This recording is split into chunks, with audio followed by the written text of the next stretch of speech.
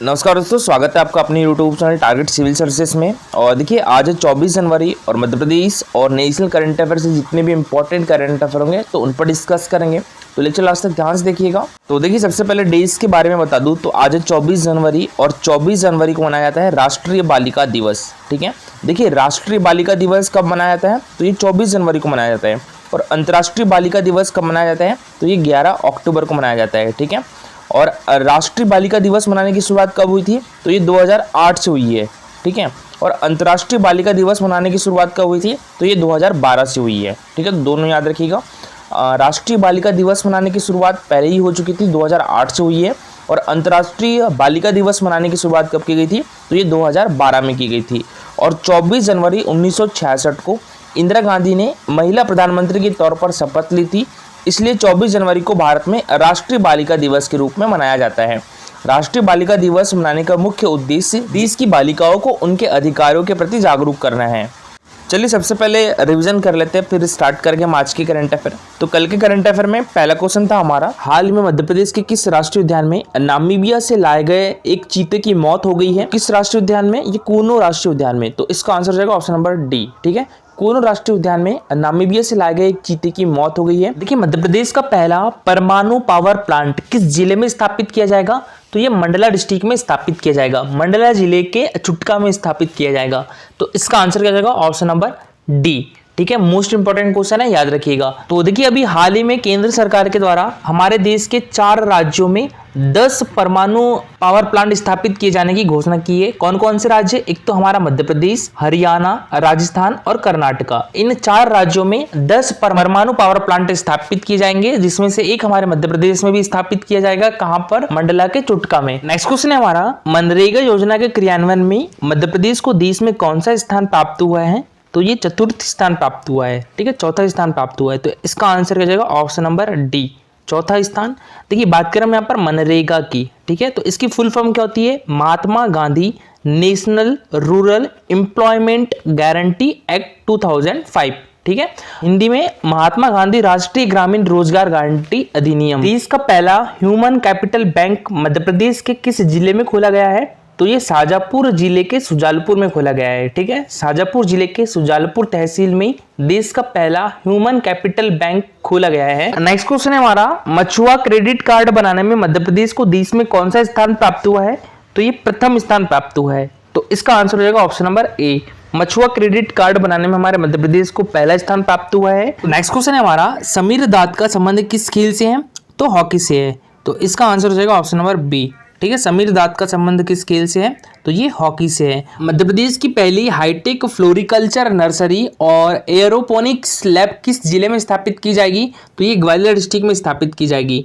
तो इसका आंसर हो जाएगा ऑप्शन नंबर डी। ठीक है, मध्य प्रदेश की पहली हाईटेक फ्लोरिकल्चर नर्सरी और एयरोपोनिक्स लैब ग्वालियर डिस्ट्रिक्ट में स्थापित की जाएगी। इस जिले में स्थित गोदड़देव मंदिर को राज्य संरक्षित स्मारक घोषित किया गया है। तो ये किस जिले में है गोदड़देव मंदिर? छिंदवाड़ा डिस्ट्रिक्ट में है। आंसर हो जाएगा ऑप्शन नंबर बी।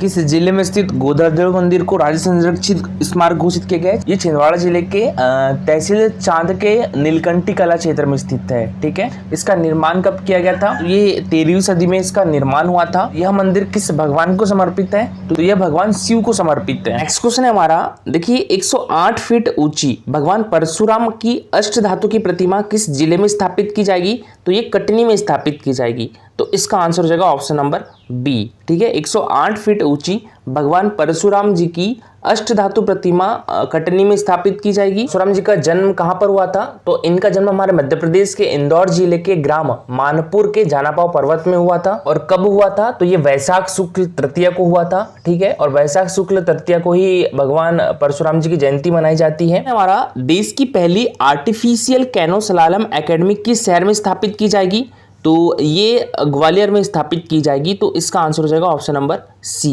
ठीक है, देश की पहली artificial canoe slalom academy Gwalior में स्थापित की जाएगी। इस क्वेश्चन है हमारा, देश का पहला सेंटर फॉर ट्राइबल कम्युनिटी कहाँ तैयार किया जाएगा तो ये भोपाल में तैयार किया जाएगा। तो इसका आंसर हो जाएगा ऑप्शन नंबर बी। ठीक है, देश का पहला centre for tribal community Bhopal में तैयार किया जाएगा। चलिए अभी स्टार्ट करते हैं आज के करंट अफेयर। तो आज के करंट अफेयर में पहला क्वेश्चन हमारा 24 से 28 जनवरी 2024 तक राज्य स्तरीय। ठीक है, देखिए अभी तक हमारे मध्य प्रदेश में अंतर्राष्ट्रीय वन मेले का आयोजन किया जा रहा था। इस बार राज्य स्तरीय वन मेले का आयोजन किया जा रहा है। कहाँ पर? भोपाल में। तो इसका आंसर हो जाएगा ऑप्शन नंबर बी। ठीक है, राज्य स्तरीय वन मेले का आयोजन कहाँ पर किया जा रहा है? तो ये भोपाल में किया जा रहा है। कब से कब तक? तो ये 24 जनवरी से लेकर 28 जनवरी तक यानी 5 दिवसीय मेले का आयोजन होगा। तो देखिए वन मेला 2024 का आयोजन कहाँ पर किया जा रहा है? तो ये भोपाल में किया जा रहा है और इसका जो शुभारंभ है वो हमारे मध्य प्रदेश के राज्यपाल श्री मंगूभाई पटेल जी करेंगे, मुख्य अतिथि भी होंगे। और इसकी जो अध्यक्षता है वो हमारे मध्य प्रदेश के वन, पर्यावरण एवं अनुसूचित जाति कल्याण मंत्री नागर सिंह चौहान जी करेंगे। ठीक है, और 25 जनवरी को देखिए इसमें लघु वनोपज से समृद्धि विषय पर कार्यशाला का आयोजन होगा और 27 जनवरी को लघु वनोपज पर आधारित क्रेता विक्रेता सम्मेलन का आयोजन किया जाएगा। राज्य स्तरीय वन मेले 2024 का 5 दिवसीय आयोजन 24 जनवरी से लेकर 28 जनवरी तक भोपाल के हाट बाजार में किया जाएगा और राज्यपाल मंगूभाई पटेल बुधवार 24 जनवरी को लघु वनोपज से समृद्धि थीम पर आधारित वन मेले का शुभारंभ करेंगे। प्रतिवर्ष भोपाल में होने वाला वन मेला इस बार अंतर्राष्ट्रीय स्तर पर आयोजित नहीं किया जाएगा। वन मेले का आयोजन राज्य स्तरीय होगा। अंतर्राष्ट्रीय आयोजन न होने से मेले में विदेश के व्यापारी नहीं आएंगे और इससे स्थानीय व्यापारी को आर्थिक मौका मिलेंगे। और देखिए अभी आपको पता ही होगा कि ग्वालियर में व्यापार मेले का आयोजन किया गया है। अब इसी की तर्ज पर उज्जैन में भी व्यापार मेले का आयोजन 1 मार्च से स्टार्ट होगा। ठीक है, तो ग्वालियर व्यापार मेले की तर्ज पर किस जिले में व्यापार मेले का आयोजन किया जाएगा? तो ये उज्जैन में। महोत्सव की बात करें तो देखिए हलमा महोत्सव 2023 का आयोजन कहाँ पर किया गया है? तो ये किया गया है झाबुआ डिस्ट्रिक्ट में। ठीक है, और भील समाज में मदद की परंपरा को दर्शाता है हलमा उत्सव। मोस्ट इंपॉर्टेंट है, याद रखिएगा।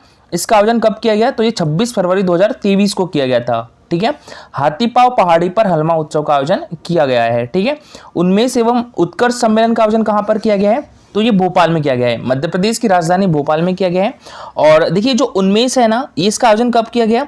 तो ये 3 अगस्त 2023 को किया गया। हमारे मध्य प्रदेश की राजधानी भोपाल के रविंद्र भवन में इसका आयोजन किया गया और इसका जो शुभारंभ है वो हमारे देश की राष्ट्रपति द्रौपदी मुर्मू ने किया था। और देखिए जो उन्मेष है ना, तो ये इसका आयोजन साहित्य के लिए किया जाता है और जो उत्कर्ष है इसका आयोजन कला के लिए किया जाता है। ठीक है, तो दोनों का याद रखिएगा। उन्मेष साहित्य के लिए और जो उत्कर्ष है वो कला के लिए। ठीक है, तो इसका आयोजन कब किया गया? तो ये 3 अगस्त से लेकर 6 अगस्त तक किया गया। बात करें स्काई डाइविंग फेस्टिवल की, तो इसका आयोजन उज्जैन में किया गया। कब? 2023 में 5 जनवरी 2023 को। गांधी सागर फ्लोटिंग फेस्टिवल की बात करें तो इसका आयोजन कहाँ पर किया गया? तो ये मंदसौर में किया गया। मोस्ट इंपॉर्टेंट है, याद रखिएगा। खजुराहो नृत्य समारोह 2023 में कौन सा खजुराहो नृत्य समारोह मनाया गया? तो ये 49वां खजुराहो नृत्य समारोह मनाया गया। ठीक है, और ये किस डिस्ट्रिक्ट में है? छतरपुर डिस्ट्रिक्ट में है। 8वां भारतीय अंतर्राष्ट्रीय विज्ञान महोत्सव 2022 का आयोजन कहाँ पर किया गया? तो ये भोपाल में किया गया। ठीक है, 8वां भारतीय अंतर्राष्ट्रीय विज्ञान महोत्सव 2022 का आयोजन भोपाल में किया गया। और देखिए अंतर्राष्ट्रीय विज्ञान महोत्सव के तहत 4 दिवसीय विज्ञान और तकनीकी प्रदर्शनी का भी आयोजन किया गया है। ईट राइट मिलेट्स मेले का आयोजन कहाँ पर किया गया? तो ग्वालियर में किया गया। चलिए स्टार्ट करते हैं हम अपने पहले क्वेश्चन के साथ। तो देखिए पहला क्वेश्चन है हमारा, विश्व का सबसे बड़ा पानी पर तैरता सौर ऊर्जा पावर प्लांट यानी फ्लोटिंग सोलर प्लांट किस शहर में बनाया जा रहा है? तो ये हमारे मध्य प्रदेश के खंडवा डिस्ट्रिक्ट के ओमकारेश्वर में बनाया जा रहा है। तो इसका आंसर हो जाएगा ऑप्शन नंबर ए। ठीक है, ओमकारेश्वर। और किस नदी पर बनाया जाएगा ये? तो ये नर्मदा नदी पर बनाया जा रहा है। ठीक है, और ये विश्व का सबसे बड़ा पानी पर तैरता सौर ऊर्जा पावर प्लांट है। इसकी क्षमता कितनी रहेगी? तो ये 600 मेगावाट की इसकी क्षमता रहेगी। और देखिए हमारे भारत का सबसे बड़ा पानी पर तैरता सौर पावर प्लांट कहाँ पर है? तो ये तेलंगाना में है। ठीक है, भारत का सबसे बड़ा कहाँ पर है? तो ये तेलंगाना में है। तेलंगाना के कौन से जिले में? पेदापल्ली जिले में है। ठीक है, और इसे किसके द्वारा तैयार किया गया है? तो ये NTPC के द्वारा तैयार किया गया है। ठीक है, NTPC के द्वारा तैयार किया गया है। और इसकी क्षमता कितनी है? तो ये 100 मेगावाट है। याद रखिएगा इसकी क्षमता कितनी है? ये 100 मेगावाट है। ठीक है, तो विश्व का पूछा जाए तो ये ओमकारेश्वर में 600 मेगावाट का अभी बनाया जा रहा है। और हमारे भारत का कहाँ पर है? तो ये तेलंगाना में है। तेलंगाना के पेदापल्ली जिले में है। ठीक है, और ये कितने मेगावाट का है, मतलब इसकी क्षमता कितनी है? तो ये 100 मेगावाट का है। और देखिए बात हो रही है यहाँ पर सौर ऊर्जा की, तो हमारी मध्य प्रदेश सरकार जो है वो सोलर पंप को बढ़ावा देने के लिए कौन सा पुरस्कार प्रदान करेगी? तो विनोबा भावे पुरस्कार प्रदान करेगी। ठीक है, तो याद रखिएगा हमारे मध्य प्रदेश सरकार जो है वो सोलर पंप को बढ़ावा देने के लिए विनोबा भावे पुरस्कार प्रदान करेगी। और देखिए हमारे मध्य प्रदेश का जो पहला सोलर आधारित टेलीकॉम एक्सचेंज कहाँ पर स्थित है?